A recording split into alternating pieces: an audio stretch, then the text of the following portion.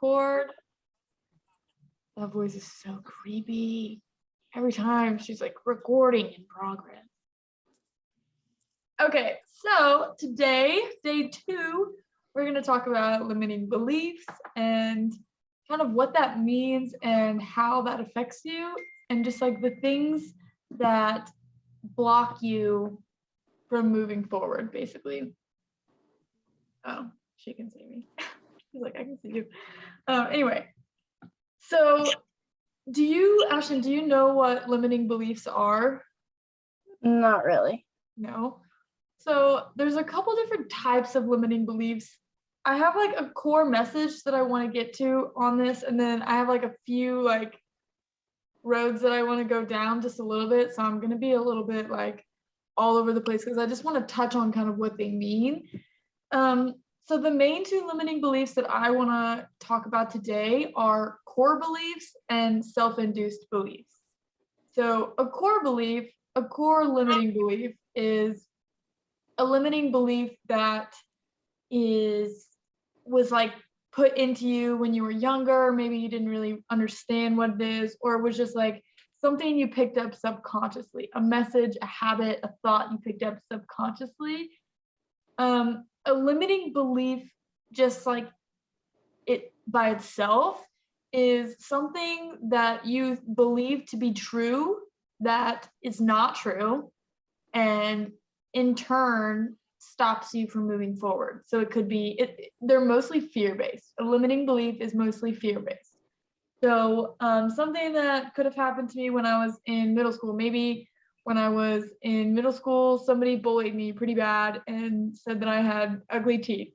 And so now I have a core belief that I have ugly teeth because somebody told me that I did, and it went to my subconscious mind, and now my mind is always like, you have ugly teeth, blah, blah, blah. So a core belief is something that you subconsciously gained that induces fear or worry or what's it called?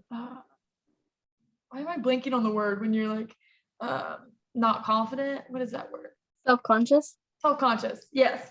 A core belief is like what makes you feel self-conscious because maybe somebody in your past told you that you don't look good enough, or you don't walk fast enough, or you don't dress nice enough, or whatever it is that was like given to you. Like those ideas, you aren't just born with ideas like that, right? So at some point you picked up on these core beliefs that went to your subconscious mind and now hold you back from being confident, moving forward, thinking you have the ability to do things, right? It's like that little voice of fear in your brain saying, you can't do that, you can't smile, you have ugly teeth. Like, you know what I mean? And that's not necessarily something that is our fault. It's not our fault that we have those, because those can happen from the time that you're a tiny child to like every day, just like whatever you consume. A self-induced limiting belief is how you talk to yourself. So if you are not confident in yourself and say you've got a big thing coming up, and in your brain you're like, oh my gosh, I am not good enough to do this. Like, I am so underqualified here. I am freaking out. Maybe I'll just like cancel it in total. Then that is something that is a thought that you are putting on yourself that holds you back. So for instance, I'm going to be completely vulnerable and honest here. When making this course, I had a lot of self-induced limiting beliefs of just exactly what I said. I'm not qualified to do this. Why, like, what makes me the person to be able to stand in front of a group and like give this advice, stuff like that. And those thoughts are simply not true. The fact that I'm talking from like experience and things that I am qualified to talk about because I've taken classes online and I've had experience and I've talked with many people on one-on-one coaching, like those things do qualify me. You know what I mean? So the thoughts of me saying in my head, like, I'm not capable of doing this, are false. They are limiting beliefs because they limit me from reaching my potential. And so the limiting belief. Jordan. Oh, probably echoes in the background. Hi, Mom, your voice is on now. Oh, I'm on now. Yeah, Mark was on. He was like, who's talking? I'm like, it's Jordan. I'm just getting my headphones. Oh. So the two limiting beliefs are either ones that you subconsciously got from society that told you that you're not capable of doing these things or that you should be insecure. Insecure is the word I was looking for, by the way. That for whatever reason you should be insecure. Those are core limiting beliefs because it's at your core. Like you just like grew up thinking that those things were true. A self-limiting belief is something that you tell yourself. It's negative self-talk. It's just purely negative words that are not for your highest good and hold you back. Because if I'm telling myself I'm not capable of doing it, chances are I'm not going to do it. So it limits me, the limiting belief. And those limiting beliefs are the main things that will block you from moving forward. There are some circumstances and maybe financial things or whatever, but limiting beliefs are the main reason why you would feel blocked from accomplishing your goals. Ashton, we didn't really get to talk a whole lot about goals yesterday just because we just didn't really get to it. But I know you're looking to go to college. Is that like your main goal right now, or do you have some personal goals that you're thinking about, or like give me a goal idea? Like, yeah, college and then like confidence still. Okay. Like, yeah. You just want to have more confidence in yourself? Mm-hmm. First exercise for you. Hold your chest high and say, I have more confidence in myself. This is the first exercise. Like right now? Yeah, go for it. Wait, what was it again? I have more confidence in myself. I have more confidence in myself. Loud and proud. Yes, you do. So if we're going to use that as an example for a goal here, which I don't mean to be picking on you directly, but Mom's not really in this, so it's you and me.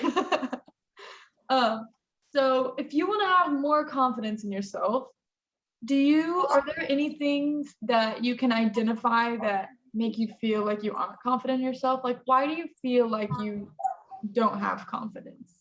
I feel like society's like ideal beauty is like a tiny person that's like, they're tiny and short, and like I'm both not any of this. I'm not short and I'm not tiny. And I feel like that kind of holds me back a lot. Right. So like physical attributes of yourself? Mm-hmm. Okay. So society's ideal, I don't know what that word is. Society's version of beauty in itself is a limiting belief because it is false.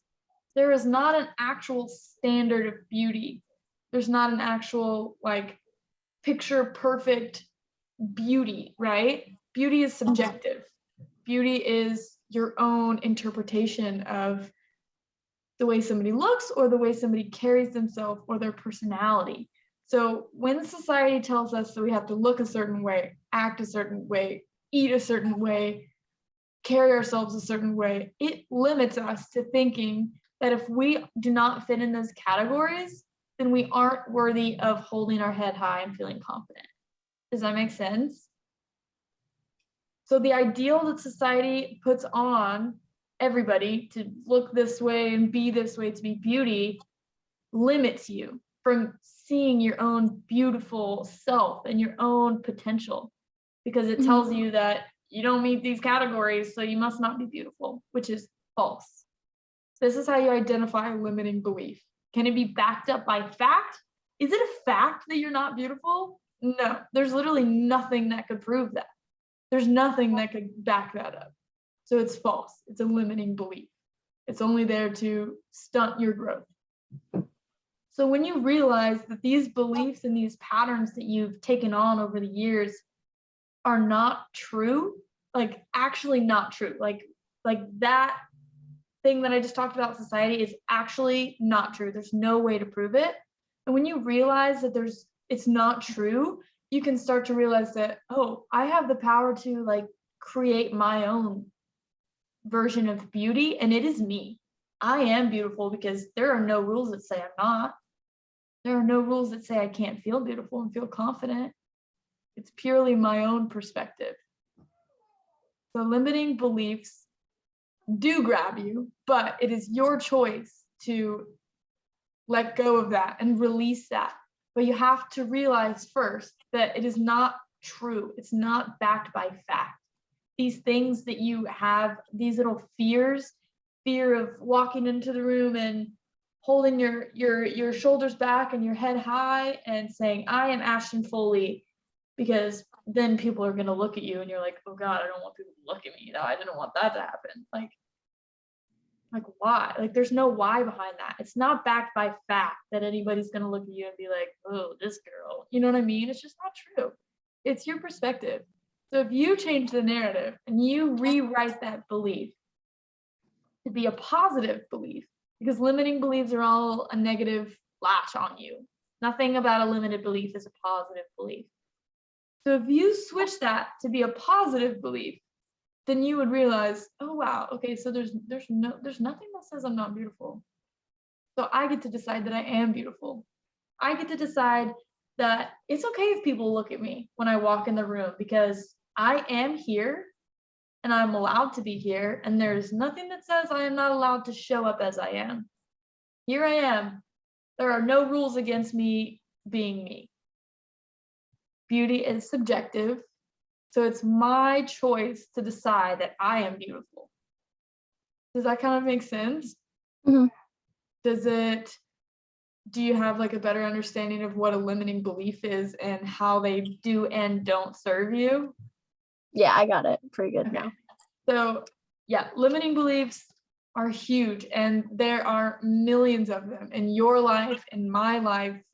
Every single day you face limiting beliefs, and it is fear-based, not good. Limiting belief, not good. Positive belief, good. You got to rewire that. When you're changing your mindset, I won't go into the science of it. I do know the science of it. I'm not going to go into the science of it. When you're choosing to change your perspective and change your mindset, you are physically rewiring chemicals in your brain to release those negative limiting beliefs and replace it with a positive affirming thought. It is science. You can actually do this. If you feel for whatever reason that the limiting beliefs are true and blah, blah, blah, all this stuff that you just can't change your mind. It is science that you can. That doesn't mean it's going to be easy to let go of these limiting things that weigh you down, but you can do it. And you have to do it. At some point in your life, you have to do it. You have to realize that those things don't serve you and there's no reason to hold on to dead weight. This brings me to one of my favorite examples that I've used with one of my one-on-one clients. And as soon as I told her this, she was like, I don't really understand what that means. And then the next time we hopped on a call, she was like, dude, I've been thinking about that and you're right. Like that makes sense. So you have a big old boulder, okay? You got a huge boulder, like a 50-pound rock, just like a regular rock, huge rock, heavy rock. Obviously, if you don't want to carry that rock around, like I wouldn't want to carry a 50-pound rock around. But if you visualize that these limiting beliefs that hold you back, the things that are not true, that give you these doubts and these insecurities and all of this stuff, if you think of those beliefs as a huge 50-pound boulder, you don't want to carry that 50-pound boulder around everywhere you go. Like, what good does that do you? It doesn't do you any good at all. So why would you carry the same thing around if it's a mindset thing and not a physical rock? There's no reason, right? Like you wouldn't just carry around a 50-pound boulder on a leash through Walmart, through the nail polish aisle while you're looking for your pink nail polish. Like you wouldn't just be carrying a huge rock. So when you walk into a room and you feel insecure and you have all these beliefs of like, you're not good enough, you're not capable, you shouldn't be standing here, you're not beautiful. Like these beliefs are the rock. They hold you down. There's nothing good about them. So if you wouldn't carry a 50-pound rock, why would you carry all of these heavy, heavy, heavy mental limiting beliefs around with you too? So think of a limiting belief as a huge rock. And if you wouldn't carry the rock, don't carry the belief. And when you're trying to figure out which one is which and how do I decide if it's something that I should release or whatever, like if it were a rock, if you wouldn't carry it around, then don't carry it around in your brain. Don't carry it around in your mindset and your perspective and your demeanor. Just don't carry it around. It doesn't serve you. This goes for the same thing of your brain makes inferences on the situations around you based on past experiences. This ties in with the limiting belief and how you got those core limiting beliefs. When you're doing anything, say, for example, when I was in 5th grade, I did a speech about the world ending in 2072. I don't know. I'm just literally so random. When I was in 5th grade, I did a speech, a public speech, and it went horribly. I like got the whole like tomatoes being thrown at me, like blah, blah, blah. Like it was so bad and I was so embarrassed. This isn't true, by the way. I'm just kidding. So yeah, 5th grade, had a horrible experience with giving a public speech, and from then on, I never gave a speech again because, oh my God, that was so embarrassing. I'll never do it again. I'll never do it again. I'll never do it again, right? So now, years later, now I'm 21, I get this opportunity to go give a speech about mindset. I don't know. I get this cool opportunity to go be a public speaker, and I'm like, wow, my message would really meet a lot of people. But in the back of my brain, in 5th grade, I did this and it was horrible, which means that clearly, if I do it now, it's also going to be horrible because it was horrible in the past. Do you see what I'm getting at? Mhm. My brain will make an inference about the situation, which is that I got this opportunity to give a public speech, and it will think about, have I done anything like this before? Like, what?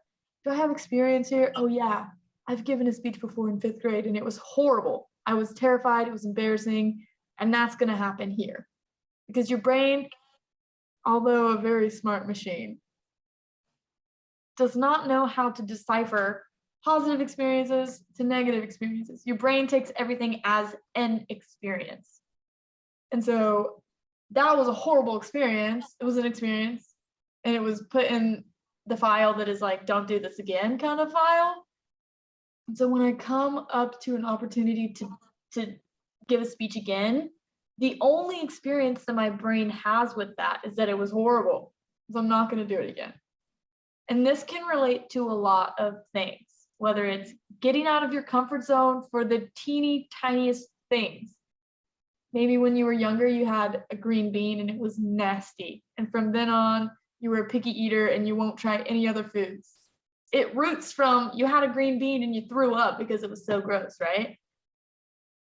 So the message from that is that your brain will make inferences of what is happening and the information you're taking in based off past experiences, which is not always true.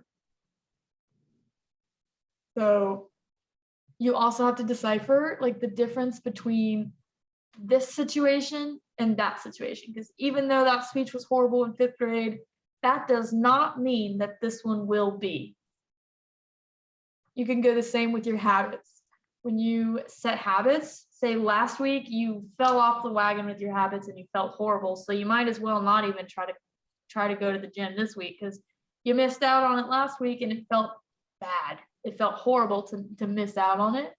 So this week you're not even going to go because your experience is that it's going to crash, it's going to burn, it's going to be bad. That's a false belief because there's no fact backing up that this will be bad just because it was last week. There's no fact there. So is there something specific? So you said that you don't feel very confident in yourself because of like kind of, hi Elliot, because of past or no, not because of past event, just because of society's view. Is there like a specific past event that you can think of that, which you don't have to share if you don't want to, just think about it. Is there like a specific past event that you could link that to of like, I don't really feel good because when I was in 5th grade, the girls said I was wearing an ugly dress and I thought it was my favorite dress. Like, is there a past event that you can think of like that kind of told you to believe that for yourself? Yeah. Yeah. So just know that that belief is not true because there's no fact that can back it up, right? Whatever you're thinking, whatever it is that made you think of that, whatever the core belief is that you aren't worthy to be confident, there is no fact that proves that. So it's not worth your energy. It's not worth believing in it because why would you believe something that's not true? Like believing a lie, right? Yeah. Like if it's not true, then don't believe it. And so if these things that were fed to you that kind of made you feel insecure are not true, then there's no reason to be insecure over those. You know what I mean? Elliot, we were talking a few minutes ago. We're talking about limiting beliefs. Thanks for joining. You're welcome. Thank you. Is there Cool. something, give me like an example of a goal or something that you have been thinking about doing or just something that you're interested in doing, but for whatever reason, you just like haven't done it yet. Like just give me an example of a goal. I've been really thinking about trying to drink a whole gallon of water a day. Cool.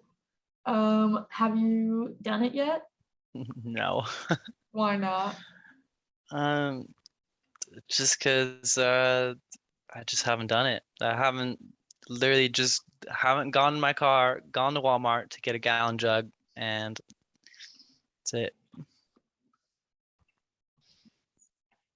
But it's also because I'm almost scared to start, so Okay, why are you scared to start? I probably drink about a quarter of a gallon a day, so That's a lot of water intake. yeah. So the fear around that, is it a valid fear? Is it something you should be afraid of? Or are you afraid of the commitment of doing it? I'm more afraid of failing, I think. Okay. So being afraid of failure means that you're afraid to even start. Because obviously you just said you Yeah. haven't started for whatever reason and you don't really want to start because you're afraid that you're gonna maybe drink a gallon for one day and then the next day you fail and then you just failed your goal, right?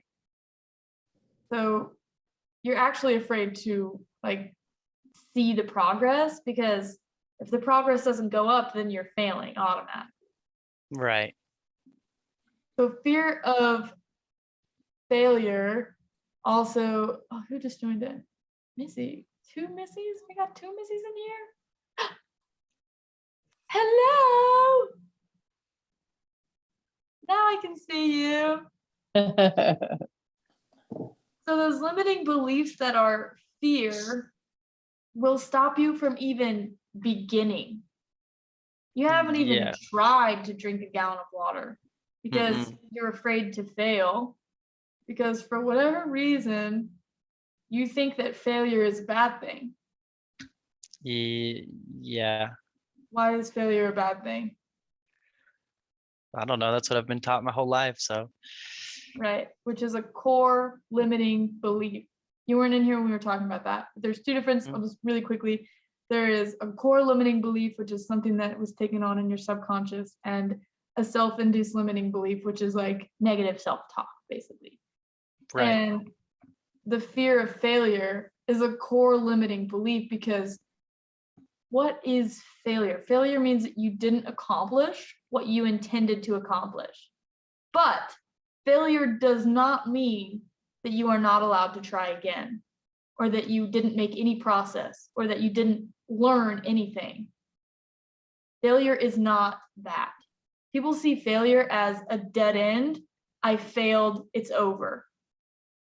Yeah. That's not true at all. That is false. There is no fact that says when you fail, you can't try again. In fact, there are many, many, many, many facts saying when you fail, do try again. Yeah, because that's usually where you learn some. Right. Exactly.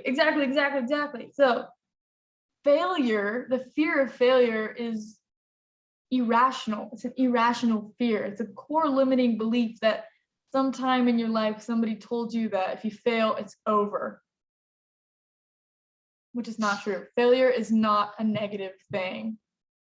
Failure is part of the process. Failure is a stepping stone to your next success. All Yes. of those are stepping stones, and they are all necessary Yeah, for us to grow. exactly. Yeah, that's true. And the thing is say you got it, say you were going for this huge goal and you just boom, shot to the top. It's like, how would I describe this in like terms of like a physical item? Say you've got Legos, right? And your Legos are your stair steps to this success point that you've defined for yourself. If you build one Lego block, one Lego block, one Lego block, it's not going to be very strong. It's going to fall over. It's going to fail. But then you've got this foundation of Lego blocks that you build on because they've fallen. And so you've got a bigger foundation to build up from. So it's stronger. Your knowledge is stronger of the thing. Mm-hmm. I don't know how else to like give an Yeah, example no, that of makes sense. That makes sense. Like quick success or very quick growth is just not sustainable. Right. And it might feel better at the time, but it's not as strong because if you didn't fail, you didn't learn what does and doesn't work. To really truly understand something, you have to understand both sides of it. And so if you only know, well, this works, then you don't know what doesn't work. And what doesn't work is part of the whole picture. I feel like that if we go straight to the top, we miss all the meat that's in the middle because number one, I think it would kind of give us a mindset of, well, I know everything because I'm already at the top. I didn't have to go through anything to get there. So I really learned nothing. Exactly. Whereas the person who failed 100 times and now got to the top, not only do they know how to succeed, but they know 100 ways not to succeed, and they have experience in every single one of those. Like they're much more of an expert than the person that got it on the first try. Right. Which means we have to retrain our brain because like I have to retrain my brain all the time because I like instant gratification. If I'm going to tackle a project, I want to be able to see, like, I don't want it to drag out. I want to do something that I'm going to paint something and I'm going to see it done in an hour. I'm going to get to see my finished product. But if I paint with oils, then I have to progressively paint that painting and I have to wait for 2 weeks for it to dry before I can do anything with it. And I'm just like, it's still not dry. I just want to see it done. I just want it to be Right. done. Yeah, but you can't just do it all at once because you need, the layers or whatever goes behind the oil painting. Yeah. Exactly. Makes We live sense. in a world of instant gratification. We are addicted to it. Every single person on this planet is addicted to instant gratification. I am Jordan. I am addicted to instant gratification. This is an instant gratification meeting. Do you know, this reminds me of when I was a kid because so when I was growing up, my mom would go to garage sales or wherever she would go and she would bring home musical instruments and just like toss them on my bed in my bedroom. And I would come home and I'd be like, I'm going to learn how to play clarinet. I totally got this. And so mom would be like, do you want to take lessons? I'm like, oh God, that's boring. Like, I don't want to take that. I don't want to know the theory behind it. I just want to make the pretty music that comes out of it. So I would sit for hours and teach myself how to play it. And I got sent to piano lessons, and it wasn't instantly gratifying because I couldn't make beautiful sounds right away. And so I didn't want to go to lessons because they make you go dun dun dun dun dun dun dun dun dun forever, Yeah. literally forever. So I'm like, I'll memorize all the numbers and then I can play a pretty song. But guess what? I learned nothing except for 1, 3, 5. Right. Like I did, Right. Yeah. I couldn't go past that. So I was stuck. Yeah, because you got so used to just being able to instantly feel satisfaction that you didn't even Mhm. want to put in the work to see what else there was. Yep. And that is what this whole world is revolved around. People don't want to do work, they want to have the outcome right now. I want the money right now. I don't want to go to work. I want the followers right now. I don't want to advertise myself. You know? So yeah, instant gratification is a huge block to overcome. And it also falls under limiting beliefs because there's no reason that you should have instant gratification when the process of getting from here to here is the most important part. The process is the most important part because that's where you truly learn what does, what doesn't work, how you got there, what the steps are to make it happen. But if you just instantly have something, then what did you actually learn? Yeah, I get that, but there's a lot of things in life that are very simple and easy. And like, for example, I'm trying to like think of different things, but for example, again, with my water, like I don't want to, like, there's no point in like learning how to drink that much water. Like it's one of those things that like a lot of things we just kind of wish it was just natural and it was something that we should normally be able to do. But and it goes the same with, you know, simple self-talk or like confidence.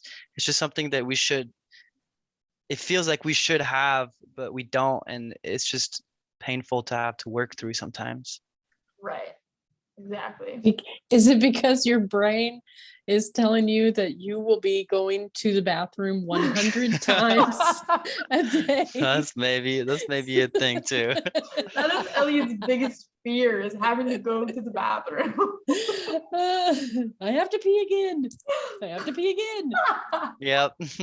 Wow, that was the most hilarious thing you could have said. Honestly, Elliot hates going to the bathroom. Throwing you out there, Elliot. Especially at work, my bathroom is like 4 minutes away. So when I go pee, I'm gone for like 10 minutes.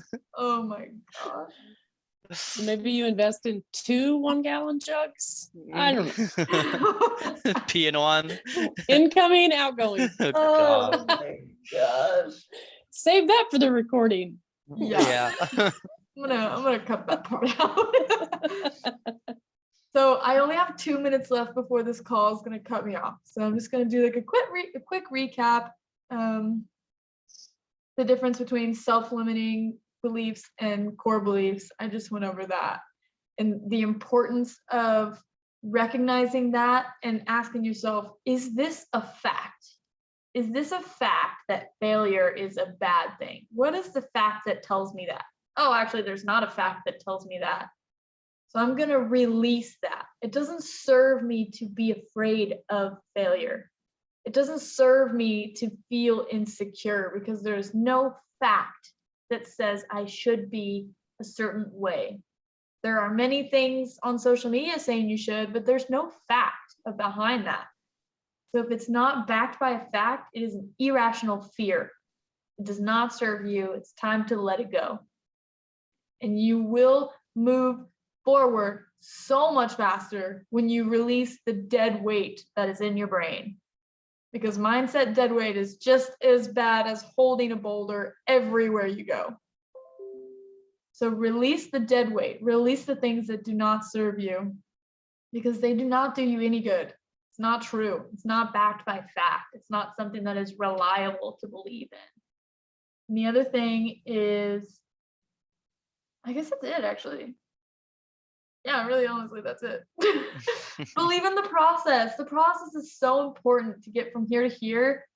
You must have there's a whole journey that's going to happen. And if you're afraid of the journey, then you're missing out on so many opportunities to grow, to learn, to experience. There is so much you would be missing out on if you fear the process.